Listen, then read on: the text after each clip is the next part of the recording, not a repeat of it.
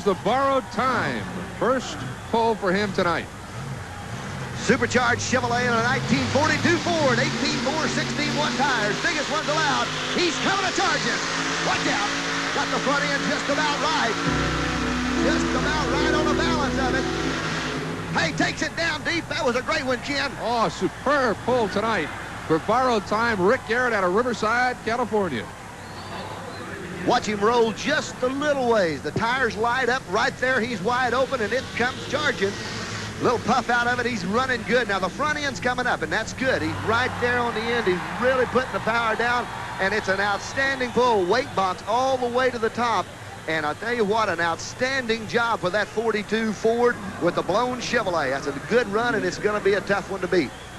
Of course, something new tonight for us are the Superchargers, and they just don't happen. They have to be constructed and worked on constantly, and one of the experts in that field is Larry Hall, and Mike had a chance to chat with him tonight. We're going to see a lot of supercharged vehicles in competition tonight, and to fully understand the Supercharger a little bit better, what a better person to do it than Larry Hall with blower drive service. And Larry, exactly what does a Supercharger do? Well, Mike, a supercharger forces the air down into the motor, giving it the maximum amount of air-fuel mixture into the cylinders to give it the maximum amount of horsepower that engine can possibly produce.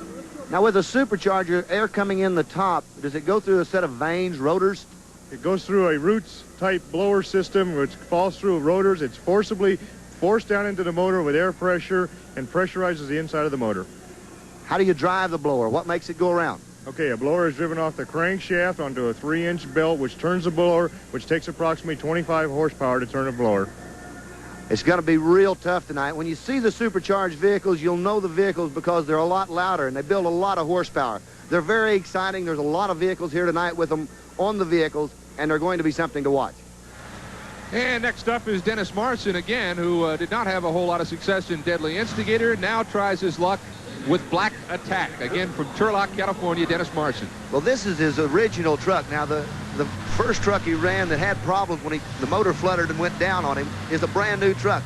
This is an older model truck. It's got the supercharged Jeep Black Hemi in it. Watch him come to life. He's still not on it all the way. Watch the 3 dots. Watch the 3 dots. They've gone out of sight, and he's wide open right now. He's got the front end up, and it's a good pull. This is going to be one of the better ones. Front end on this one did a lot better than the Deadly Instigator, and a good pull for that man, Dennis Marson. That was an excellent pull. He really had a good hook all the way around. The balance is very important on these vehicles. Now, Mike, here's a dad that came prepared tonight. He knew it was going to be loud. He knew he was going to have little ones with him. They're going to have real sensitive ears, and old Dad was thinking he brought a couple of headsets just to make sure this noise pollution doesn't affect little eardrums. Well, it truly did. Dad thought ahead. He brought in those shooter muffs, and it protects them. They've got some warm clothing on, and they're here to enjoy the monster trucks, the pulling. Just a very exciting night for these young people. There is the oil patch puller, Terry Albers from Ventura, California. It's a 69 Chevy and a 575 Aries. And I'm told it's the only two-rail drive Aries on the West Coast right now. Boy, that's a tough engine. Now, this Aries engine, the block on it is basically a Chevrolet design block. Has hemispherical heads, much like a Chrysler on it. The design on it's excellent, much more strength than the webbing underneath it. It's a good, strong motor. It's all aluminum. He will have all the horsepower he should need tonight. As you see the big blower setting up on top with the fuel injection system there and the blower drive set up. He's going to turn loose. Needs to go fast. 192.11 to take the lead. Here we go.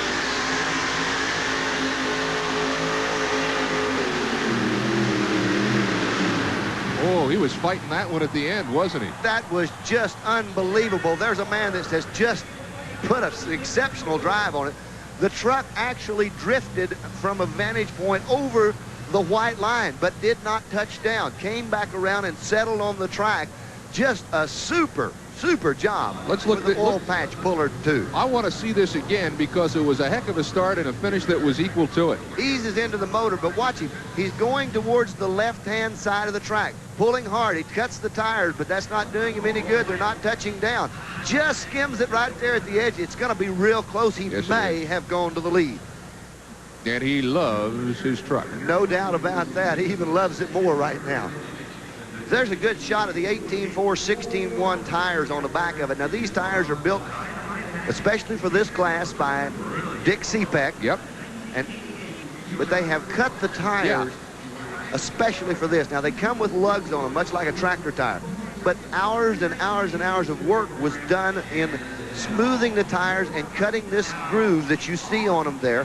It not only helps the traction, but it lightens the vehicle up. It takes several hundred pounds off of it to lighten it up. So it's really, it makes a lot of difference in it.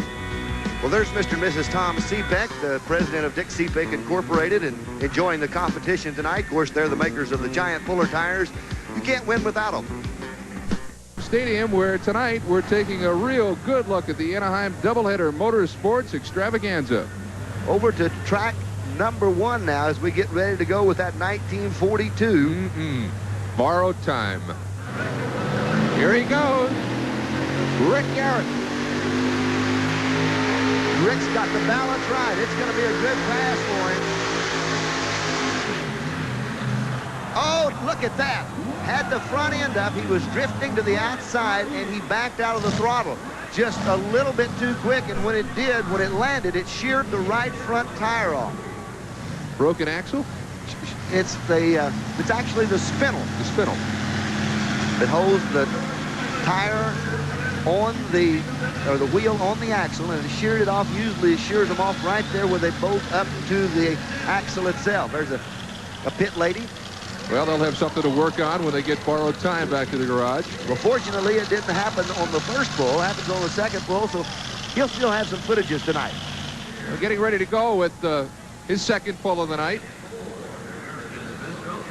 Is Temporary Insanity. This is John Shipman.